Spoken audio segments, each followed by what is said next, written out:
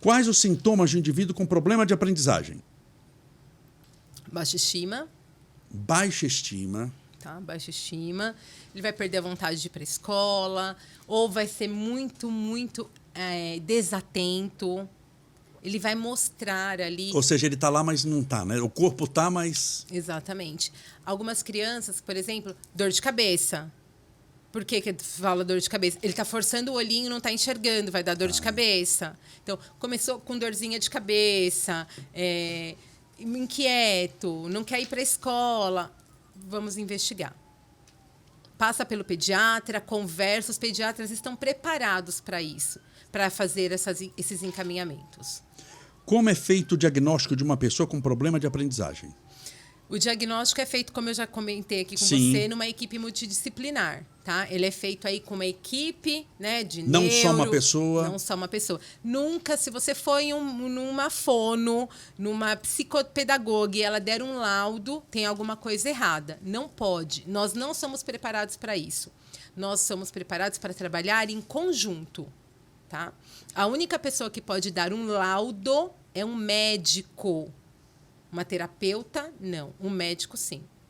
Tá? Mas mesmo assim, ele vai mandar antes investigar, não é? Sim. Eu falo, a gente levanta hipóteses, né? Hipóteses Sim. diagnósticas. Suspeito que... Olha, pai, eu tô achando que é isso, né? Tô fazendo aqui os testes e deram isso. Precisamos encaminhar para o médico. Ótimo. Qual o tratamento para amenizar ou sanar problemas de aprendizagem? O que a gente pode fazer? Está com problema de aprendizagem? Buscar ajuda. Primeiro de tudo, né? Buscar ajuda. E buscar os estímulos neuropsicopedagógicos dentro disso, né? Os estímulos que é feito com os terapeutas especializados. Exatamente. A fono. Tem muita criança que não consegue se alfabetizar por conta da fala. Ela precisa, né? Tem pai, mãe, que tem criança aí com 12, 14 anos, que a criança está com dificuldade na fala e não busca ajuda. Isso vai dar um resultado ruim lá no futuro. Ele pode ir passando agora, mas está deixando déficit. Está deixando coisa para trás. Então, percebeu? Não é bonitinho. É bonitinho falar assim quando tem 3, né? 2, 3 aninhos. Com 10 não é mais bonitinho. Vamos observar, tem alguma coisa. Tem algumas pessoas que falam assim, então não vou focar no problema, vou focar no meu filho, então eu vou deixar para lá. Não. Vamos observar. Observar é muito importante. Observar, aceitar e buscar tratamento. Então, essa é a próxima pergunta. Quando procurar um neuropsicopedagogo? Isso, quando você perceber que não está de acordo com o restante, né? Quando o professor falar... Escute o professor do seu filho. É ele que está ali acompanhando todo dia. Gente, um professor fica mais com os olhos atentos ao nosso filho do que a gente mesmo durante um dia inteiro. Então, se ele falar para você que e alguém já do ramo da educação... Ele está preparado aquilo. Então, quando ele identificar, vá atrás, busque ajuda o quanto antes. Eu sempre digo que o quanto antes, porque realmente, de repente, um tratamento rápido...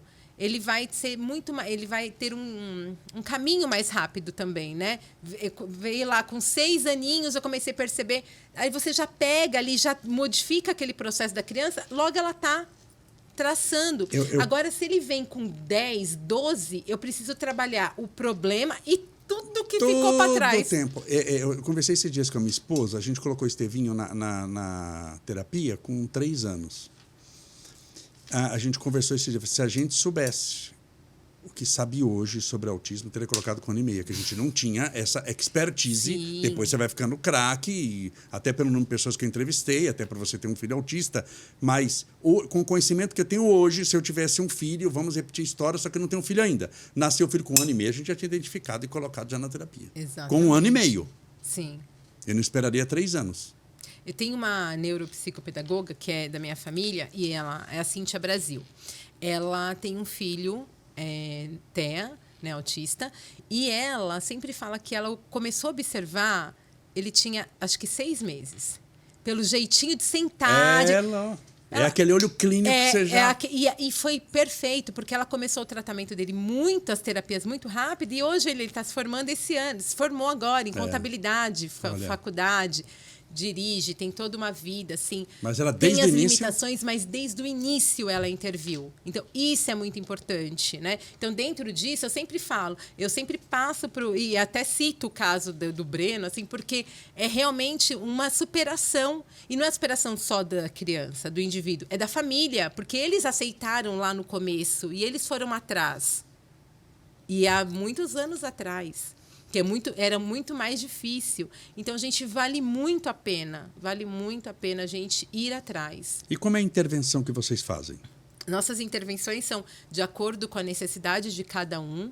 Não existe uma receitinha receita, de bolo que serve para todo mundo. Não existe. É mudando intervenções, como eu falei, né, com jogos, com atividades, com leituras. Às vezes, Camolés, a gente precisa trabalhar, por exemplo, segurar. Porque se a criança não aprende, ela não sabe escrever, mas ela não sabe segurar no lápis. Então, a gente vai fazer atividades motoras primeiro, para depois, sabe? Então, assim, meu filho ainda não sabe, não está alfabetizado. A gente pede, assim, uma das primeiras atividades que é feita, pede para a criança desenhá-la, se desenhar. E aí, se ela conseguir fazer cabeça, tronco, corpo, braço e perna, ela está tendo dimensão, ela tem noção do espaço, né? Do global. Quando você pede para uma criança desenhar e ela desenha, por exemplo, uma bolinha, e da bolinha sai a mão, sai as pernas, sai tudo daquele mesmo lugar, ela ainda não está pronta. Por quê? Não é pronta. Por que ela não está pronta para alfabetizar? Porque ela ainda não entendeu o espaço global, ela não entendeu. E aí a gente então vai trabalhar isso. Então, são determinadas coisas que denunciam... Então, os estímulos não tem como falar quais são, porque é muito individual, de acordo com cada síndrome, com cada transtorno ou com cada dificuldade. Nossa penúltima pergunta de hoje. A gente já estourou 1h e pouco já Já deu 1 hora, Marcelo? Como motivar um aluno para a aprendizagem? Incentivando. Não tem milagre, né? Não assim, tem milagre. É incentivando, mostrando que ele é capaz, que ele é maior do que a dificuldade dele. Ele é muito maior do que a dificuldade. E quais os resultados que a gente pode esperar de um acompanhamento de um neuropsicopedagogo? O resultado, ele Coloquei também... lá o Estevinho, você está cuidando lá na terapia. O que eu posso esperar de resultado? Você pode esperar avanços. Eu sempre digo, tenha olhos de ver os avanços. Às vezes é muito pequeno, né? Às vezes a criança identificar uma cor que ela não identificava antes, né? Esses dias até teve uma mãe que ela falou, olha, ela chegou em casa falando das cores, falando o nome dos animais, identificando os animais, coisa que ela não fazia. Isso é uma grande conquista. Grande conquista. Hoje ela vai sair, ela vai saber que aquilo ali é o amarelo do sol, que aquilo é o verde da árvore, que antes para ela não fazia sentido algum, porque a gente só consegue dar valor ao que faz sentido para a gente. Com certeza. Então, se eu vejo alguma coisa não faz sentido, eu ignoro aquilo. Agora, do momento que as coisas começam a receber significado, isso vai crescendo. Então, é a cor, é a letra, é a frase do livro, é o seu nome completo. Valorizar as pequenas conquistas. Sabe? É a criança conseguir escrever bom dia, é a criança escrever mamãe. E valorizar, porque cada vez que você valoriza, me dá vontade de fazer mais. Então, eu vou me testar, eu vou me desafiar a fazer mais porque você me valorizou. Então, é isso, identificar as pequenas conquistas. É o primeiro que os pais precisam buscar dentro de uma terapia. Você já falou tanta coisa aqui, mas a nossa última pergunta, dentro disso daí que você está falando, qual a sua mensagem para os pais? Eu sei que essa questão de limitação do aprendizado pode se dar também na vida adulta, mas, pressupondo que nós temos pais aqui nos assistindo, que vão assistir depois no nosso canal, que dicas você daria para eles? Assim? Que mensagem?